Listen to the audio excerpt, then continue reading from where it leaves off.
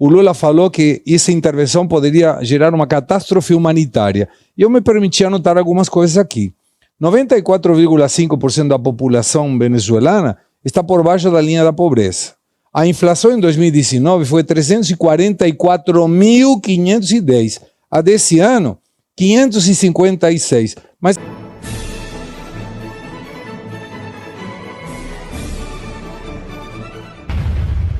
a gente vai tratar em grande parte aqui ainda da questão do Maduro.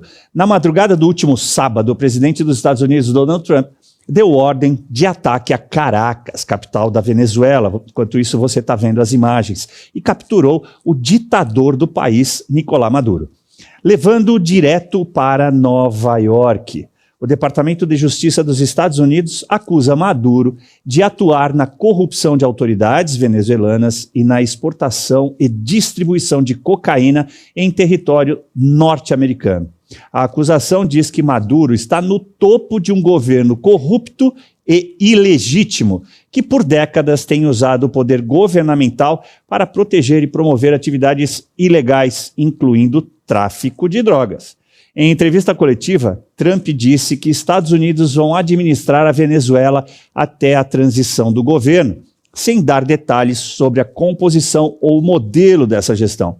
O republicano, no entanto, disse que a opositora de Maduro, Maria Corina Machado, não tem apoio e nem respeito para liderar. Trump ressaltou também que vai controlar as reservas de petróleo do país. Enquanto isso, no Brasil, o Dilma desinelegibilizado se pronunciou no sábado e repudiou a captura de Maduro, dizendo que os Estados Unidos cometeram uma afronta gravíssima, ultrapassando uma linha inaceitável. Abre aspas. Atacar países em flagrante violação do direito internacional é o primeiro passo para um mundo de violência, caos e instabilidade, onde a lei do mais forte prevalece sobre o multilateralismo.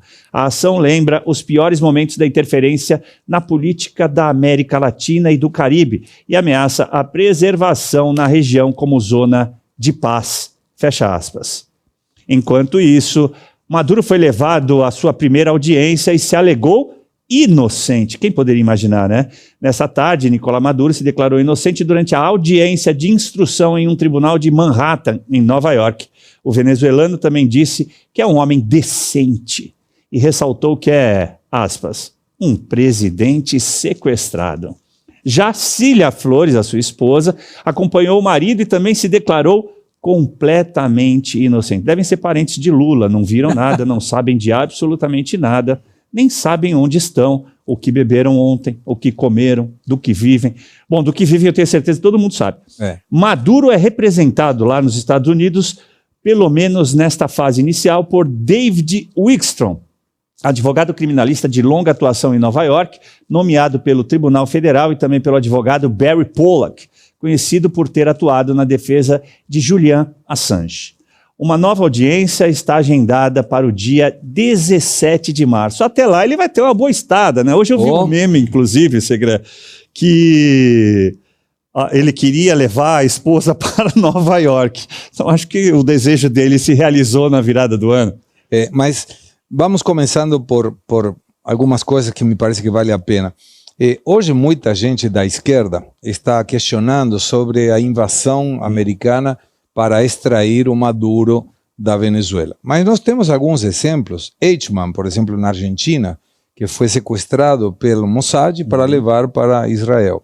Temos o Pinochet no Chile, que foi por uma determinação de um juiz espanhol e foi levado para Londres. Temos o Klaus Barbier, que foi levado para a França, entre outras ocasiões. E naquele momento, mesmo com uma crítica agora da esquerda perante a ONU, que passou a ser um carimbo internacional, ninguém falou nada. Quando um exemplo que você como advogado pode entender melhor que nós, vamos imaginar que tira Venezuela e Estados Unidos, coloca um vizinho e o outro vizinho do lado. Nesse vizinho do lado, esse vizinho caivano observa que tem um homem que bate na mulher, bate nos filhos, mas quando a polícia chega, não se meta, porque a soberania, o caramba. Então, não tem nenhuma relação, Mas quando você vê, por exemplo, o Lula fazendo esse tipo de declaração, eu lamento que não declare, por exemplo, e só para ter alguma leitura com dados oficiais, eu lembro que quando ia a intervir os Estados Unidos, o Lula falou que essa intervenção poderia gerar uma catástrofe humanitária. E eu me permiti anotar algumas coisas aqui. 94,5% da população venezuelana está por baixo da linha da pobreza. A inflação em 2019 foi 344.510. A desse ano, 556. Mas sabe como é calculado? Pelo preço do cafezinho na padaria. Ou seja, falo com os padeiros, não aumenta o preço do café e resolvemos a parada da inflação na Venezuela. Salário mínimo da Venezuela, 130 bolívares. Sabe que vale a quanto? 50 centavos de dólar. R$2,70. Aí fala, mas como os venezuelanos então se alimentam? Fácil. O governo paga $160 de renda de guerra econômica. Bolsa Família, R$864, que são por fora e não incluem o pagamento de aposentadoria. Ou seja, é uma pobreza administrada, é uma chantagem eleitoral. Isso é uma calamidade humanitária, não a invasão. E aí vem a outra questão, vamos lá. Hoje, de 2017 a 2018, animais do zoológico foram sacrificados ou foram usados como alimentos. Famílias tiveram que deixar animais de estimação na rua porque não tinham recursos para alimentar. Hoje, não tem no supermercado papel higiênico, sabonete, pasta de dente, macarrão, leite, água, café, arroz, frango, manteiga e medicamentos. Mas isso não é um problema de catástrofe humanitária, não. Fizeram filas de 5 horas para comprar água, porque a água da Venezuela não é potável. Você tem 1 hora por dia para tomar banho. Isso não é catástrofe humanitária. Não pode reclamar, porque você corre risco de ir preso. O PIB da Venezuela em 2013 era de 371 bilhões de dólares. Hoje é 120 bilhões. Perderam 67%. O PIB per capita eram 12.400 dólares, maior que do Brasil. Hoje é 4.200. Então você fala, cara, tem 7.800.000 venezuelanos, 30% da população que saíram fugidos daí. E quando você vê uma manifestação, e concluo, no exterior reclamando pela Venezuela, vamos Venezuela, devolvam Maduro, não tem um único venezuelano, são todos mexicanos, colombianos, um monte de gente, equatoriano, mas não tem venezuelano. Venezuelanos tem fora, 170.000 no obelisco, ontem. Esses sim são venezuelanos. Então, catástrofe humanitária é o que o Maduro estava fazendo. O povo venezuelano está liberado. E Delcy Rodrigues e Jorge Rodrigues, 2 traíras, hein? Sim. 2 traíras. Vamos ver como termina isso.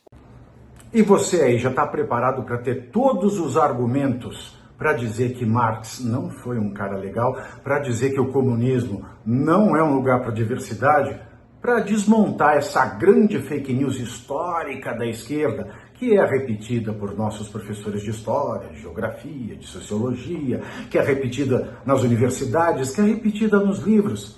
Está preparado para dizer por que Marx não era um cara legal e por que todo marxista raiz também não é, e porque o comunismo é terrível.